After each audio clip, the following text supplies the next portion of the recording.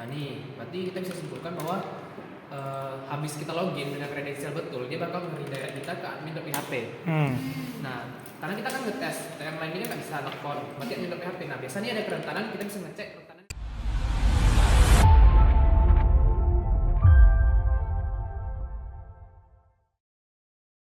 Di sebuah ruang kelas di SMK Meta Maitreya, Jalan Tuanku Tambusai Pekanbaru, sosok remaja bernama Alexandro Alvino atau akrab disapa Alex terlihat serius menatap layar laptopnya. Jemarinya menari cepat di atas keyboard, alisnya sesekali berkerut menandakan konsentrasi penuh pada baris-baris kode dan perintah yang tampak rumit. Dari luar, ia tampak seperti pelajar biasa, namun siapa sangka di balik sosok remaja 17 tahun ini tersimpan cerita luar biasa. Seorang anak Riau yang berhasil menembus sistem keamanan NASA, menolak tawaran ratusan juta dari sindikat judi online, dan kini hidup dari keahliannya sebagai seorang hacker etis. Perjalanan Alex berawal dari sesuatu yang sederhana, larangan orang tuanya untuk bermain game. Alih-alih kecewa, ia mencari pelarian lain yang tak kalah menantang. Pilihannya jatuh pada coding dan keamanan cyber. Dunia baru itu ia temukan lewat komunitas di Instagram, di mana ia bergabung dalam kelas cyber muda dan mulai mengulik dasar-dasar keamanan digital. Awalnya cuma ikut-ikut, kemudian saya kembangkan dan belajar sendiri, kenangnya.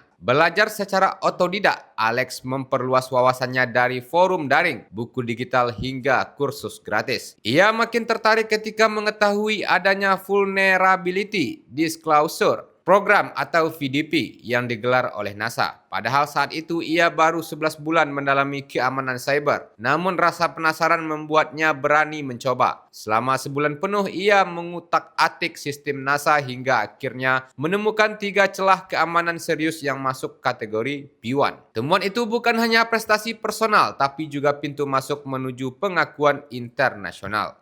NASA memberinya sertifikat resmi, sebuah capaian langka, terlebih untuk seorang pelajar SMK asal Pekanbaru. Saya mengulik-ngulik, ternyata ketemu juga kelemahannya. Dapat 3 P1. Dari situ dapat penghargaan dari NASA. Katanya, sejak saat itu jalan hidup Alex berubah. Namanya dilirik banyak institusi, mulai dari pemerintah, militer, lembaga auditor negara, organisasi internasional seperti WHO, Uni Eropa, perusahaan teknologi besar seperti LG Electronics, hingga komunitas pengembang dan akademisi. Di Indonesia sendiri, hanya segelintir anak muda yang pernah mencatatkan prestasi serupa, salah satunya Putra Aji Adari, yang juga pernah mendapatkan pengakuan dari NASA. Namun apa yang membuat Alex istimewa bukan hanya keahliannya, melainkan juga prinsip yang ia pegang. NASA itu awalnya kan saya ngelihat portofolio orang ya. Jadi saya ngelihat orang portofolio itu bisa dapat sertifikat ke NASA, sedangkan saya cuma sertifikat-sertifikat dalam negeri atau sertifikat domestik. Lalu saya mencoba untuk mencari di NASA, ya saya dapatnya itu P4, itu saya cari lama sebulanan. P4 itu kan kerentanan yang dikategorikannya tuh low, karena di NASA tuh ada P1, P2, P3, dan juga P4, dan juga paling rendah tuh P5. Dan akhirnya saya sebulanan tuh saya bisa dapat 3 sertifikat NASA, walaupun kerentanannya rendah. Lalu banyak yang bilang, kayak yang ngeceng-cengin lah, kayak ngejek-ngejek tentang sertifikat NASA sih bagus, tapi prioritasnya cuma 4, rendah. Akhirnya saya beralih mencari tentang nge-research lagi gimana biar saya bisa dapat kerentanan yang kritikal di NASA. Akhirnya saya mendapatkan kerentanan yang bisa masuk ke administrator NASA. Saya bisa ngontrol dari sistem mereka, saya bisa ngontrol dari halaman page mereka juga. Itu dapat total 4 admin dalam waktu 2 hari. Setelah viral, Alex banyak mendapatkan tawaran, mulai dari konsultan keamanan cyber di institusi resmi, hingga panggilan gelap dari pihak-pihak yang ingin memanfaatkannya. Pernah suatu kali, ia dihubungi sindikat judi online yang menawarkan uang fantastis hingga ratusan juta rupiah. Alih-alih tergiur, Alex menolaknya mentah-mentah. Apa yang saya dapatkan sekarang sudah lebih dari cukup. Saya tidak mau uang yang berasal dari hal yang tidak baik, tegasnya. Penolakan itu bukan tanpa risiko. Alex bahkan sempat mendapatkan ancaman hingga membuat orang tuanya resah. Namun dengan keteguhan hati, ia memilih memblokir semua jalur komunikasi dengan pihak tersebut. Baginya, menjadi hacker etis bukan hanya soal pekerjaan, melainkan juga misi menjaga ruang digital agar tetap aman. Kalau sistemnya aman, semua pihak lebih tenang. Data itu berharga dan kita berupaya membantu menjaganya, ujarnya. Kini, meski masih duduk di bangku SMK, Alex sudah bisa menghasilkan penghasilan besar. Dalam satu kali sistem konsultasi daring lewat Zoom, honornya bisa mencapai 12 juta rupiah. Belum termasuk bonus jika ia berhasil menemukan celah keamanan kritis. Tawaran beasiswa dari ITB dan Binus University pun datang. Meski Alex masih menimbang karena tertarik melanjutkan studi di Tiongkok, negara yang ia nilai maju pesat dalam bidang teknologi informasi dan keamanan cyber. Dukungan juga datang dari sekolahnya. Kepala SMK Meta Maitreya, Maiga Ervianti, bersama Kepala BPH Sekolah Suryati Esos MM, mengakui potensi Alex sejak awal. Mereka memberikan waktu, fasilitas, dan jaringan agar bakatnya berkembang. Dia memang ingin sekali kuliah di Cina, jadi kami mencoba menjembatani.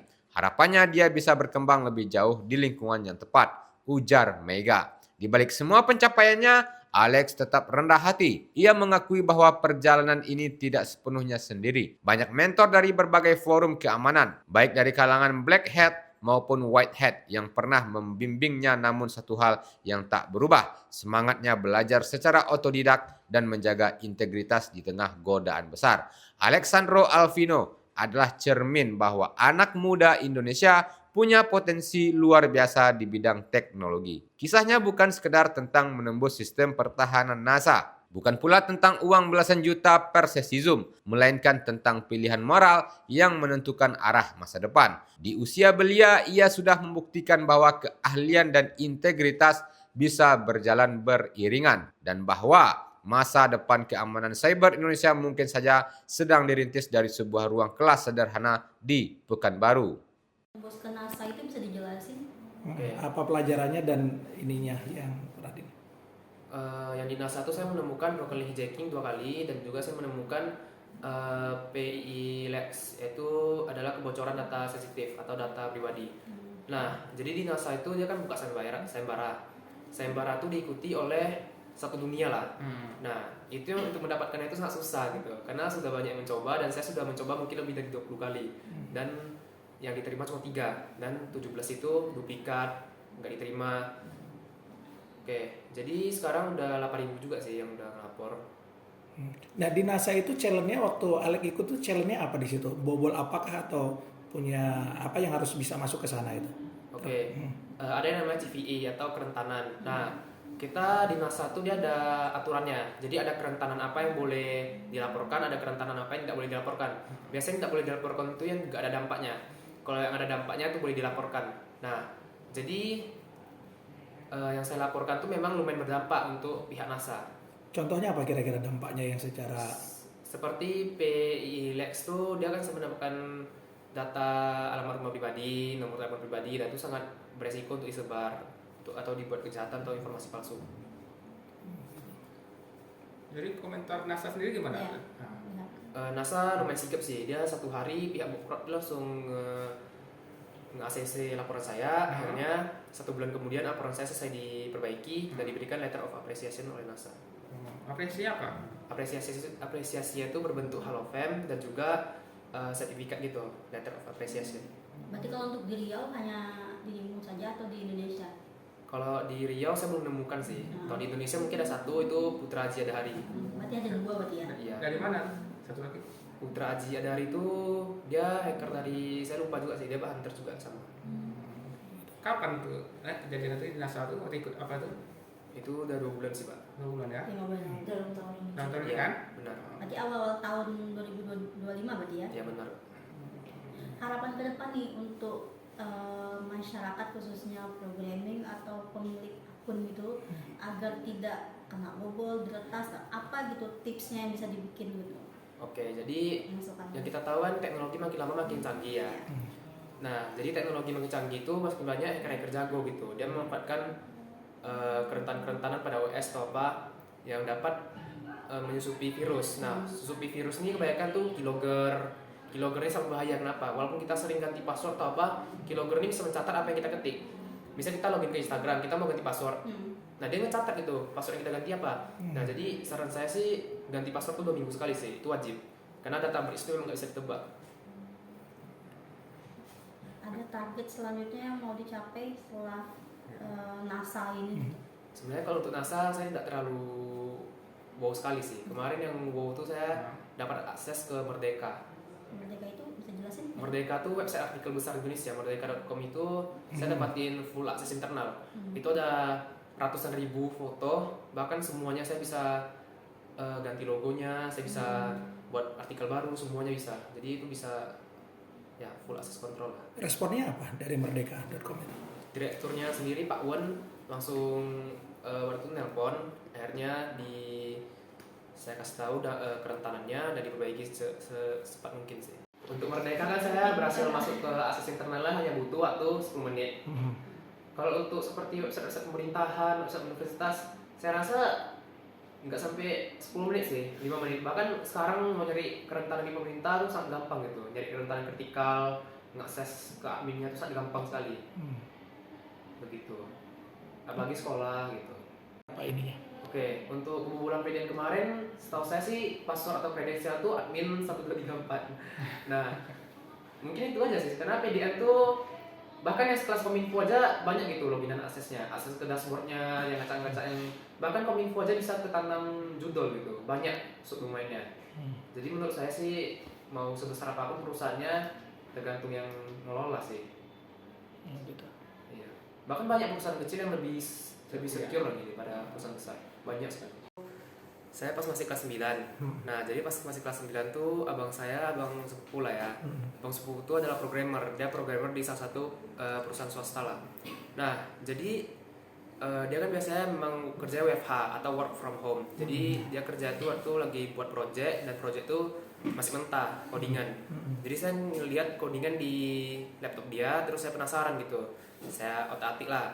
Terus dia marah. Nah, saya bingung kenapa cuma kayak gitu dong marah gitu.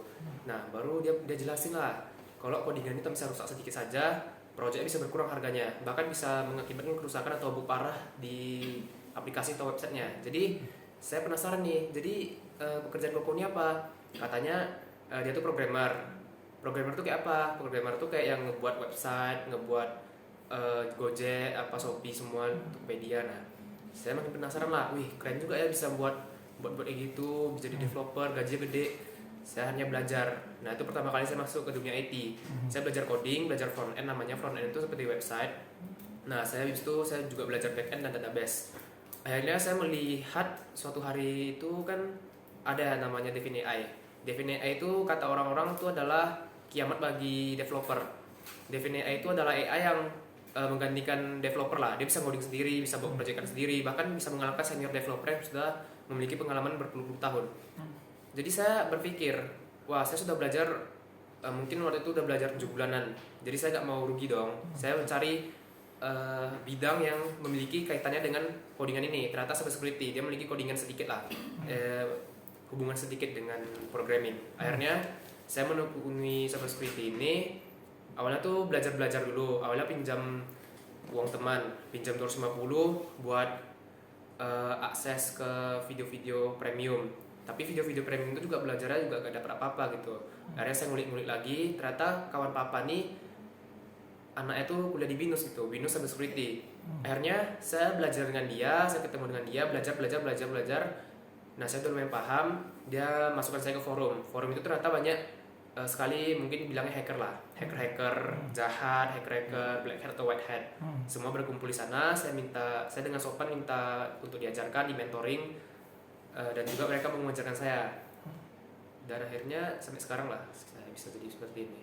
Nah gitu. Nah, aplikasi pertama atau cyber security apa yang pertama tanda kutip Alek jebol atau Alek kuasai lah gitu yang pertama? Website yang pertama kali saya jebolin itu websitenya atau nggak salah di Riau juga. Cuma saya udah lupa, udah lama juga, itu sertifikat pertama saya sih. Nah itu kira-kira kesalahannya di mana dari sisi programmer atau yang pembuatnya itu, kenapa bisa Alek bisa? Iya, kenapa mudah diaksesnya? Waktu itu saya menemukan kerentanan SQL injection. Nah, SQL injection itu saya bisa mendapatkan banyak database gitu, database tentang nama kepalanya, anggota-anggota di sana gitu. Dan saya melaporkan, akhirnya diberikan sertifikat, baru saya keterusan ke provinsi-provinsi lain ataupun kota-kota lain gitu. Nah, selama ini mungkin dari pengamatan Alek dari beberapa situs mungkin ya atau website-website baik pemerintah, swasta itu yang di Riau sendiri ya khususnya yang mungkin yang Alek pernah ulik ya, itu dari sisi apa sih yang sering kerentanan yang bisa dibobol gitu yang paling sering? Sebenarnya yang paling sering itu ada dua, SQL injection dan juga ini yang kita bahas adalah kerentanan kritikal yang memang sangat-sangat berdampak sampai bisa ngotak-ngatik webnya. Itu kerentanan SQL injection. Kedua adalah kerentanan dari sisi manusianya, yaitu developernya yang jarang mengganti password. Jadi banyak sekali mungkin saya rasa 80% programmer Indonesia atau developer Indonesia itu kurang edukasi tentang yang namanya tuh stealer atau namanya data breach. Data breach itu adalah kebocoran data. Nah, kebocoran data ini biasa dijual di forum-forum. Nah, tapi developer ini mengira kalau website mereka tuh gak kedampak. Jadi mereka cuek lah sama kredensialnya, akhirnya website mereka bisa jebolin. Menurut saya sih di Riau ini hampir semua sih begitu. Nah nih, berarti kita bisa simpulkan bahwa habis kita login dengan kredensial betul, dia bakal nge-redirect kita ke admin.php. Nah, karena kita kan ngetes, yang lain ini nggak bisa login, berarti admin.php. Nah, biasanya ada kerentanan, kita bisa ngecek kerentanan yang boleh gitu sama data-data pribadi. Seperti ini ada banyak gitu. Bahkan kita bisa mau cari universitas juga ada. Bahkan kayak kemarin saya dapat di Garus data dari mahasiswa Brawijaya. Data pribadi, di Garus ribuan data pribadi dari mahasiswa UNER. Download Tribun X sekarang. Menghadirkan lokal menjadi Indonesia.